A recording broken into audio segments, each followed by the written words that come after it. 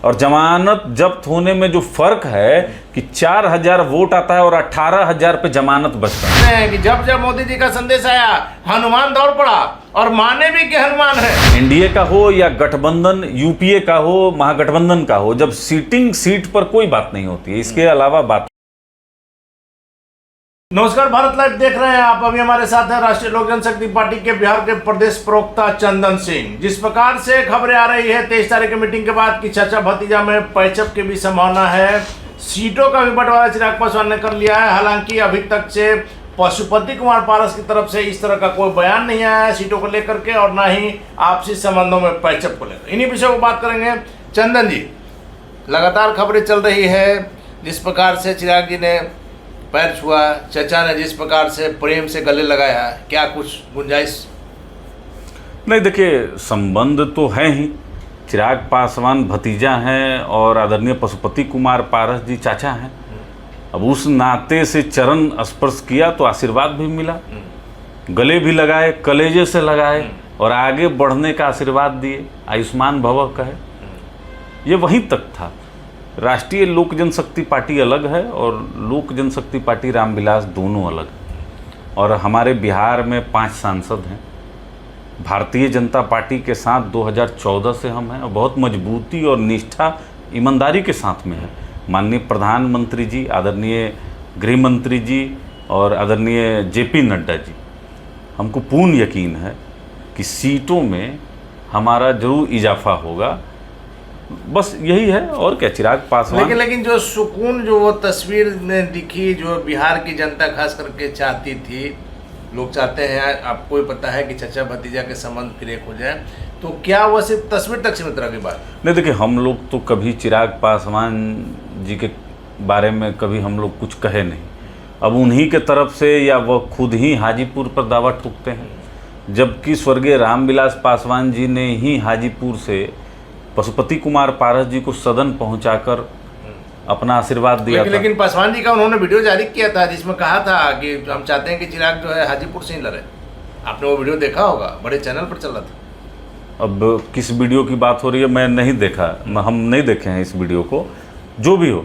लेकिन 2019 में चिराग पासवान के पास तो ये ऑप्शन था कि वो हाजीपुर से चुनाव लड़ सकते थे, लेकिन उसके बावजूद वो जमुई से चुनाव लड़े। या जमुई की जनता 9-10 साल हो गए उनको सदन पहुंचाई है। अब वहाँ ईमानदारी पूर्वक काम करना चाहिए उनको। चलिए, मान लिया कि भतीजा हट ही कर रहा है, तो आशीर्वाद स्वरूप देने में क्या दिक्कत? नहीं, देखिए, ये कोई बच्चा का खिलौना नहीं है कि किसी को आशीर्वाद स्वरूप दे दे। देखिए, आप हाजीपुर के साथ कोई भी आप मजाक नहीं कर सकते हैं। और पारस जी ने तो स्पष्ट कह दिया है कि जब तक जिंदा रहूंगा हाजीपुर की सेवा करता रहूंगा, एनडीए में बना रहूंगा। एनडीए में तो माननीय प्रधानमंत्री के साथ हम लोग हैं ही। अब जो लोग दावा, लेकिन ये कहने की नौबत आ रही है ना। देखिए, जो लोग के पास एक भी सांसद नहीं है, विधायक नहीं है, अब वो सीटें तय अगर करेंगे तो आप चिराग पासवान की बात कर रहे हैं। अरे, हम नाम नहीं लेंगे, नाम नहीं लेंगे, लेकिन आपका आशय वही था। लेकिन देखिए, हम लोग तो 5 सांसद हैं और बहुत मजबूती के साथ गठबंधन में हैं हम। लेकिन 23 तारीख की मीटिंग में चिराग पासवान का कद नजर आया। चंदन जी, आप इनकार नहीं कर सकते, प्रधानमंत्री मोदी ने गले लगाया। देखिए, वात्सल्य आप अगर समझते होंगे तो जब कोई बड़े नेता से, उस कद के, उस उम्र के नेता का जब आप चरण स्पर्श करते हैं तो वात्सल्य स्वरूप आपको गले लगाया जाता है। इसका और आप कोई कारण मत खोजिए। अगर ऐसा होता, अगर आप ही का बात मैं मानूं तो 12 जनपद बिना भारतीय जनता पार्टी के वो खाली होता। अगर ऐसा नहीं होता तो आज से 3 साल पहले, 2 साल पहले आपको एनडीए में शामिल कराकर आपको मंत्री बना दिया जाता। अगर ऐसा नहीं होता, चिराग जी तो करेंगे मंत्री बनना हमारी प्राथमिकता नहीं है, बिहार की सेवा करना प्राथमिकता, जब चाहे तब बन जाए। अब चिराग जी जब चाहे तब बन जाए तो भागल दौड़ल तो अभी गठबंधन में आए हैं। अब ठीक है, गठबंधन में, देखिए, गठबंधन में आदरणीय जीतन राम मांझी जी भी आए हैं, आदरणीय उपेंद्र कुशवाहा जी आए हैं। इकलौते चिराग पासवान को थोड़े ही वहां पर सिर्फ सवाल उड़ाया गया है। ने बयान जारी किया उसी दिन कि मोदी जी से पिता के जिस प्रकार से प्यार दिए हैं मोदी जी, और इनसे बराबर हमारा वह संबंध रहा है, भले हम कुछ दिन बाहर में रहे और कई दफे चिराग पासवान ने दर्शाया है। आप बिहार के उपचुनाव को देख सकते हैं कि जब जब मोदी जी का संदेश आया, हनुमान दौड़ पड़ा और माने भी कि हनुमान है। अब देखिए 2020 में यही हनुमान भारतीय जनता पार्टी को 6 सीट पर भी पराजित करने का काम किया। यही हनुमान 12 जनपद खाली होने पर भारतीय जनता पार्टी के वरिष्ठ नेताओं को चुन चुन कर गाली दिया। यही हनुमान अग्निवीर योजना पर माननीय प्रधानमंत्री को कोसने का काम किया। यही हनुमान नोटबंदी पर माननीय प्रधानमंत्री को आईना दिखाने का काम किया। तो समय के अनुसार स्वरूप बदल लेना, ये नेताजी का वो विलक्षण प्रतिभा है। एक सवाल है, जिस प्रकार से आपने देखा होगा साइकोलॉजिकल ये बात है कि एक बच्चा जो रहता है उसके घर में जब दूसरे बच्चे का जन्म होता है तो उसके मन में थोड़ी असुरक्षा, आप इस साइकोलॉजी को समझ सकते हैं, असुरक्षा की भावना होती है कि माँ बाप का प्यार बट जाएगा। चिराग पासवान के एनडीए में आने से आप लोग के मन में तो भय नहीं हो रहा? देखिए कोई भय नहीं है। देखिए हमने अपनी ईमानदारी को साबित किया है। आप तो कह रहे हैं, और जो लोग अभी गठबंधन में आए हैं उनको साबित करना बाकी है। अब आप जिस चुनाव की बात कर रहे हैं कि उपचुनाव में चिराग पासवान ने भारतीय जनता पार्टी के लिए प्रचार किया, ठीक है प्रचार किया, लेकिन उसका कितना दुष्प्रभाव हुआ उस चुनाव पर, ये सबके सामने है कि मोकामा सीट को भारतीय जनता पार्टी हारने का काम की, गोपालगंज में जीत का अंतर कम रह गया, और कुढ़नी में वहीं अगर रवि किशन जी को नहीं उतारा जाता और भारतीय जनता पार्टी का अगर ग्राउंड मैनेजमेंट सही नहीं रहता तो सीट लूज किया जा सकता था। तो हम लोग तो देखिए अब आए हैं, कहा जाता है कि मामा ना होना से अच्छा है कि काना मामा रहे। जी।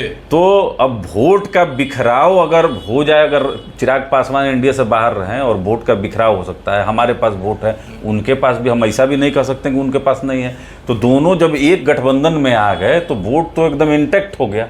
अब एक साथ हैं हम लोग एनडीए में, तो चिराग पासवान बिहार के फैक्टर हैं, ये देखने वाले लोगों के नज़रिया में ये है, दोष है।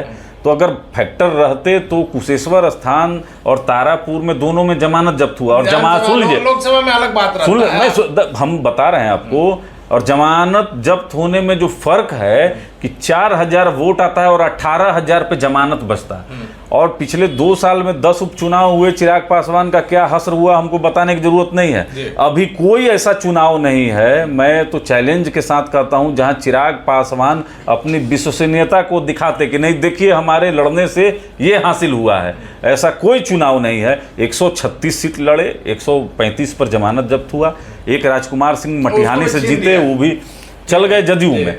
तो ये किसका मदद किए हैं? राष्ट्रीय जनता दल का बराबर बिरयानी खाए। अब इनको अपना जो, देखिए एनडीए में प्रतिष्ठा और सम्मान मिलता है।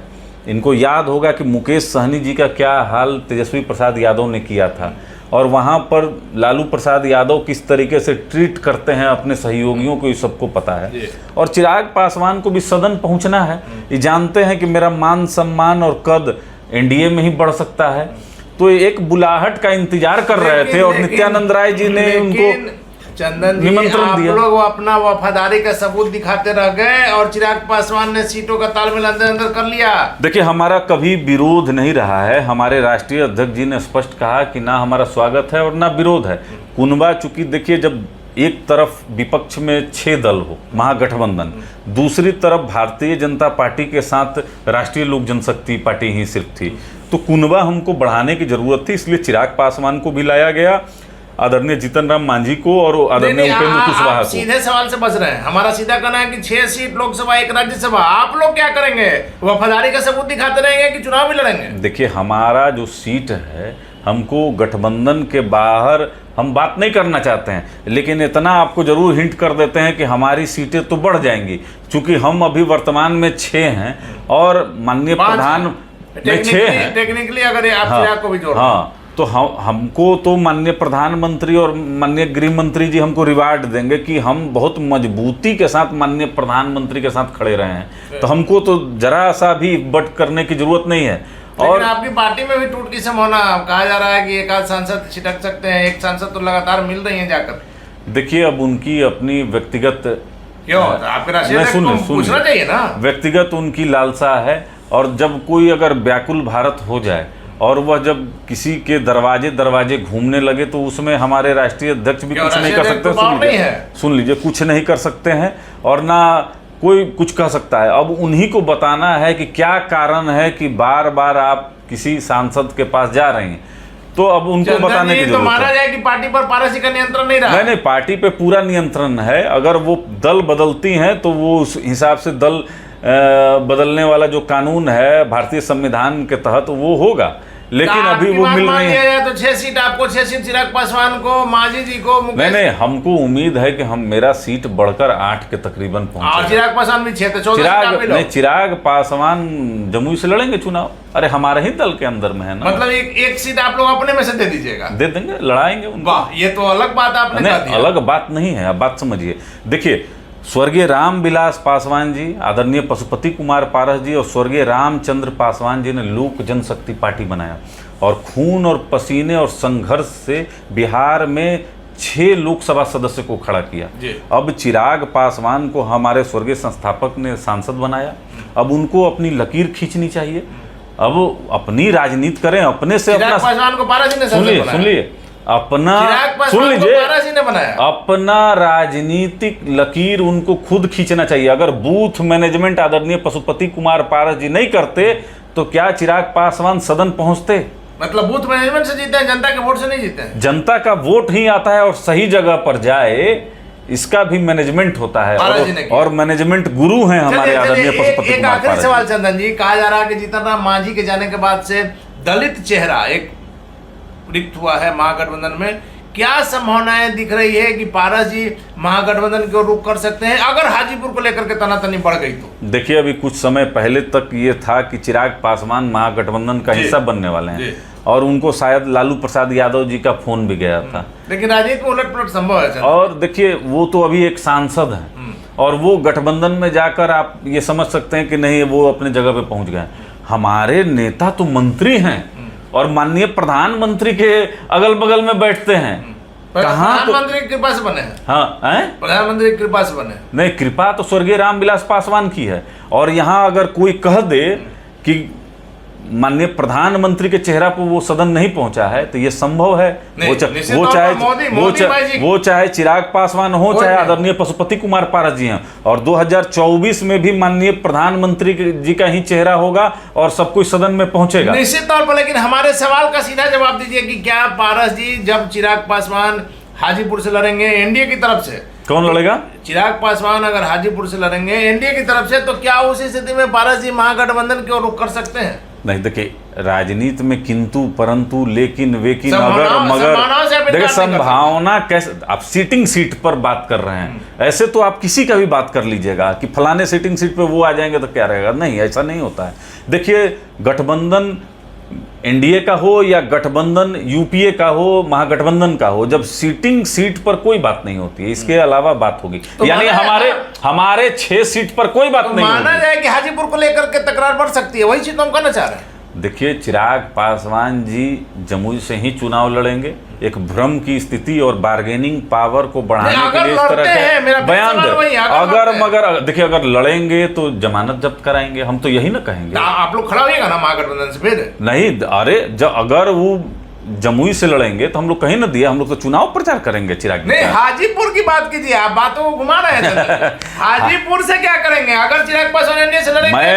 मैं इतना जानता हूं कि हाजीपुर पर चुनाव लड़ने का दावा भी करना स्वर्गीय रामविलास पासवान जी की खींची हुई लकीर को छोटा करना है।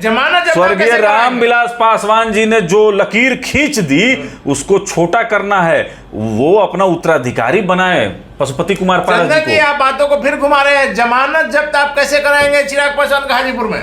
क्योंकि जब वो, देखिए, एनडीए से एक ही प्रत्याशी होगा और वो होंगे आदरणीय पशुपति कुमार पारस जी। अब चिराग पासवान निर्दलीय अगर खड़ा होंगे, हाजीपुर के लिए अमित शाह से बात हो गई है, वैसी स्थिति में हम बात कर रहे हैं। मतलब वो बात कर रहे हैं अमित शाह से, हम लोग का बात हो रहा है जो बाइडन से, कि हमारा भी बात हो रहा है माननीय प्रधानमंत्री जी से, आदरणीय अमित शाह जी से और आदरणीय जेपी नड्डा जी से। बात मान लिया, हमारा तो डायरेक्ट, हम तो, आप तो केंद्रीय मंत्री हैं, आपको कोई दिक्कत नहीं है। हम बात कर रहे हैं, कोई दिक्कत नहीं है। चंदन जी, हम बात कर रहे हैं संभावनाओं की कि अगर चिराग पासवान को जो कहा जा रहा है कि सीट उनका क्लियर है, 6 सीट जिसमें एक हाजीपुर, और हाजीपुर से चिराग पासवान लड़ेंगे, वैसे से पारस जी क्या करेंगे? तो देखिए, तो चिराग पासवान अकेले अगर चुनाव लड़ेंगे ना, तबे वो फर्स्ट आ सकते हैं। अब सुन लीजिए, जब पूरे दौड़ में अकेले लड़ेंगे तभी पछता सकते हैं। बिहार के प्रदेश प्रवक्ता चंदन सिंह पूरी सफाई से इस सवालों को टाल दिया। हालांकि आपको पता है कि चिराग पासवान इस बार हाजीपुर से निश्चित तौर पर चुनाव लड़ेंगे। वैसे में पशुपति कुमार पारस महागठबंधन की ओर जाते हैं या सीट छोड़ते हैं भतीजे के लिए, देखने वाली बात होगी। लेकिन सबसे महत्वपूर्ण बात है कि चंदन सिंह ने सीधे तौर पर कहा है कि चिराग पासवान अगर आज सांसद है तो अपने चचा के मैनेजमेंट के कारण। निश्चित तौर पर केंद्रीय मंत्री पशुपति कुमार पारस लगातार रामविलास पासवान के समय से मैनेजमेंट के माहिर खिलाड़ी माने जाते हैं। वैसे में इस मैनेजमेंट के माहिर खिलाड़ी का समय आ गया है अपनी सीट पर मैनेजमेंट दिखाने का। हाजीपुर सीट को लेकर क्या होता है देखने वाली बात होगी। फिलहाल आप बने रहें भारत लाइव के साथ। अगर ये वीडियो पसंद आई और वह बिहार के राजनीति और बिहारियत से सरोकार रखेनी तो सब्सक्राइब बटन दबा के चैनल के सब्सक्राइब कर ली। ओजे एगो घंटी बा, ओकरा बटन दबा देला से कुल सटीक और मारक खबर रुआ मुफ्त में मिल जाई।